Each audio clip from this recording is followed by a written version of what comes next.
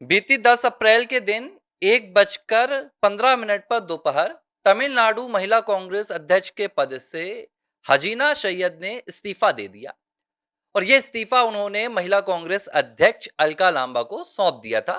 Press briefing के दौरान media के सामने उन्होंने इस्तीफा दिया। इस इस्तीफे के 2 से ढाई घंटे के बाद अलका लांबा ने एक ट्वीट शेयर किया, जिसमें कांग्रेस की तरफ से यह जानकारी दी गई और कहा गया कि हजीना सैयद को पार्टी विरोधी गतिविधियों के चलते पार्टी से निकाल दिया गया है।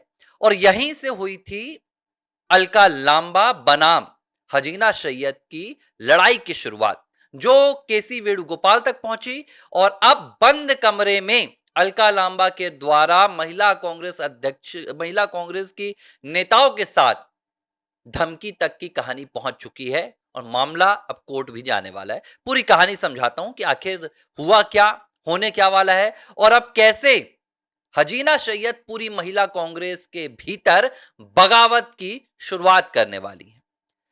इस्तीफे के बाद याद होगा आपको कि हजीना सैयद ने आरोप लगाए थे कि इस तरह का जो आप मुझे बर्ताव कर रही हैं अलका लांबा को, उन्होंने कहा कि ये जाकर आप अपने बॉयफ्रेंड केसी वेणुगोपाल के सामने करो। तो पहली बात तो ये निकल कर आई कि क्या इलू इलू चल रहा है केसी वेणुगोपाल और अलका लांबा के बीच में, तो इसको लेकर एक अलग बहस छिड़ गई है। यंगस्टर्स भी इस पर चर्चा कर रहे हैं कि कांग्रेस पार्टी के नेता इस उम्र में क्या काम कर रहे हैं, ये तो समझ से परे है। पार्टी के जो सबसे बड़े नेता हैं उनका तो ब्याह हुआ नहीं और जिनका हो गया है वो ये सब कर रहे हैं। तो इसके बाद अलका लांबा और हजीना सैयद के बीच में जबरदस्त ट्वीट वॉर चल रहा है, दोनों एक दूसरे के खिलाफ आरोप लगा रहे हैं। इस बीच अब हजीना सैयद ने डेफेमेशन यानी कि मानहानि का मुकदमा अलका लांबा के खिलाफ शुरू कर दिया है और उन्होंने एक बकायदा लीगल नोटिस भी भेजा है। और इस लीगल नोटिस में उन्होंने अपने इस्तीफे की वजह बताई। उन्होंने कहा कि मैं चाहती थी कि कांग्रेस में 33% महिलाओं को आरक्षण मिले ताकि टिकटों में ज्यादा से ज्यादा महिलाओं की भागीदारी हो, लेकिन ऐसा हो नहीं रहा था तो मैंने इस्तीफा दे दिया। लेकिन इसके बाद अलका लांबा ने मेरे खिलाफ अपमानजनक शब्दों का इस्तेमाल किया, मुझे बदनाम करने की कोशिश की और यह कहा कि मुझे पार्टी विरोधी गतिविधियों के चलते पार्टी से निकाला जा रहा है। हजीना सैयद ने कहा कि मैं 25 सालों से कांग्रेस में हूं, 30 सालों से मैं समाज सेवा कर रही हूं, मेरी रेपुटेशन है और उस रेपुटेशन को कहीं ना कहीं दागदार करने की कोशिश लांबा ने की। इसके बाद इस नोटिस में 7वें 8वें पॉइंट पर आप जब जाएंगे, मैंने 2-3 पन्नों का पूरा नोटिस पढ़ा है हजीना सैयद का। उन्होंने कहा कि जो तमिलनाडु में कांग्रेस का ऑफिस है, सत्यमूर्ति भवन कुछ ऐसा नाम उन्होंने बताया, और यहां पर उन्होंने कहा कि अलका लांबा पहुंची हुई थी। अलका लांबा के साथ तमिलनाडु कांग्रेस महिला की तमाम नेताएं भी वहां मौजूद थी। अलका लांबा आती हैं, ऑडिटोरियम को लॉक करती हैं और सभी नेताओं से कहती हैं कि आप अपना अपना मोबाइल फोन बाहर रख के आ जाइए। इसके बाद वो महिला कांग्रेस की नेताओं को धमकी देती हैं और कहती हैं कि कोई भी अगर हजीना सैयद का साथ देगा तो उन्हें वो मारेंगी, उनके पास गुंडे हैं, वो उनकी राजनीतिक हत्या तक कर देगी। ये लिखा हुआ है हजीना सैयद ने अपने डेफेमेशन के नोटिस में। अब इस नोटिस के साथ उन्होंने अपील की है कि महिला कांग्रेस के भीतर जितनी भी ऐसी महिलाएं हैं जो अलका लांबा से पीड़ित हैं, जो कांग्रेस के नेतृत्व से पीड़ित हैं, जो शोषित हैं, जिनके साथ हरेसमेंट हो रहा है, वो सब मेरे साथ आए और अब हम मिलकर ये लड़ाई लड़ेंगे। यानी कि हरियाणा में हाल ही में केस आया था गौरव कुमार की पत्नी का, ये हजीना सैयद का केस आ रहा है। इसके अलावा भी कांग्रेस से आपके नवजोत कौर का केस आया था। सभी ने एक ही तरह के आरोप लगाए, किसी ने टिकट के नाम पर पैसे के लगाए हैं, तो किसी ने कहा कि भाई हमारे साथ शोषण हो रहा है। अभी शमा मोहम्मद ने कहा था केरल से कि उन्हें टिकट नहीं दी गई। तो कुल मिलाकर अब माहौल बन रहा है। माहौल क्या बन रहा है?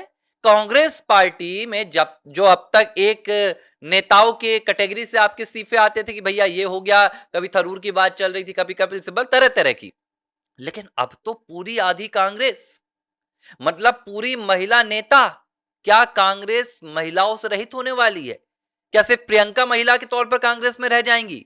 और बड़ी शर्म की बात है कि जिस कांग्रेस पार्टी का नेतृत्व सबसे लंबे समय तक 98 से लेकर अभी राहुल बीच में 17 तक, फिर 17 में राहुल बने, 2 साल राहुल रहे और फिर 23 तक सोनिया गांधी के हाथों में रहा, 20 से 25 साल। आज उस कांग्रेस के भीतर महिला नेता ये आरोप लगा रही है कि उनका शोषण हो रहा है। महिला नेता ये आरोप लगा रही है कि उनके साथ दमनकारी नीति अपनाई जा रही है, मारपीट हो रही है, बदसलूकी हो रही है, डराया जा रहा है, धमकाया जा रहा है। इससे बड़ी शर्म की और क्या बात होगी? और एक नेता नहीं, सोनिया तो लंबे कार्यकाल तक अध्यक्ष रही, आज तो प्रियंका पार्टी की सांसद हैं। उसके बावजूद, और ये तब हो रहा है जब पूरे देश में सत्ता पक्ष, प्रधानमंत्री नरेंद्र मोदी नारी शक्ति वंदन अधिनियम के लिए विशेष चर्चा करने वाले हैं। 16 से 18 तक संसद में बात होगी। इस बिल के खिलाफ कांग्रेस निकलकर सामने आ रही है, अधिनियम के खिलाफ। वो इसे प्रोपोगेंडा बता रही है, राजनीतिक यहां पर चाल बता रही है, लेकिन उनकी अपनी पार्टी में क्या हो रहा है उस पर कोई चर्चा नहीं कर रहा है। राहुल गांधी हमेशा ये बड़ी बड़ी बातें कहते हैं, ओबीसी वर्ग दबाया जा रहा है, मुस्लिम वर्ग दबाया जा, ये क्या हजीना सैयद के साथ जो हो रहा है, ये अल्पसंख्यक नेता के साथ जो सुलूक हो रहा है, उन्हें डराया जा रहा है, धमकाया जा रहा है, इस पर कहां गई इनकी तुष्टीकरण की राजनीति? इस पर ये नहीं बोलेंगे कि देश में नहीं, देश में तो अब नहीं बोल सकते। कांग्रेस ने क्या कहा था, ये आपके तेलंगाना के मुख्यमंत्री जो हैं रेवंत रेड्डी साहिब, उन्होंने क्या कहा था, Congress is equal to Muslim, Muslim is equal to Congress. तो कांग्रेस में तो मुस्लिमों के साथ ये खुद हो रहा है। और ये क्यों हो रहा है?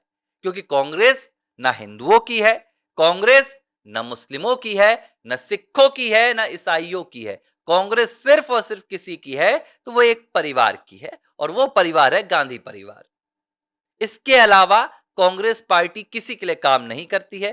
कांग्रेस पार्टी सिर्फ गांधी परिवार के लिए काम करती, चाहे फिर वो हिंदू हो, चाहे फिर वो मुस्लिम हो, इनको किसी से कोई लेना देना नहीं है।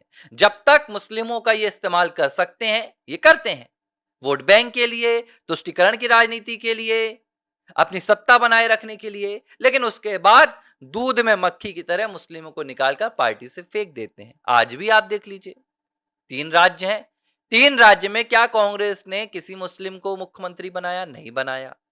क्यों नहीं बनाया? क्योंकि मुस्लिमों का इन्हें सिर्फ इस्तेमाल करना होता है। इन्हें मुस्लिमों के साथ कोई हमदर्दी नहीं है। ये सिर्फ उन्हें इस्तेमाल करने के लिए, अपनी राजनीतिक ताकत बढ़ाने के लिए, सत्ता तक पहुंचने के लिए उनके साथ रहते हैं। तो मुझे लगता है कि जल्द से जल्द उन्हें भी समझ जाना चाहिए कि कांग्रेस के साथ रहकर उन्हें कोई बहुत फायदा नहीं होता है, जबकि वो अपना नुकसान ही करवा रहे हैं। बहरहाल हजीना सैयद मोर्चा खोल चुकी हैं। तमिलनाडु से ये बगावत शुरू हो रही है, भारत के सबसे दक्षिणी राज्य से, और हो सकता है इस बगावत की चिंगारी बहुत जल्द आपको दिल्ली तक देखने के लिए मिले, क्योंकि अलका लांबा के खिलाफ पहले भी ऐसी कई शिकायतें आई हैं। और अगर ये चिंगारी दिल्ली पहुंचती है तो मुझे लगता है कि प्रियंका सोनिया तक भी आवाज पहुंचेगी। एबीसी हिंदी न्यूज, आज ही जुड़िए हर खबर के साथ।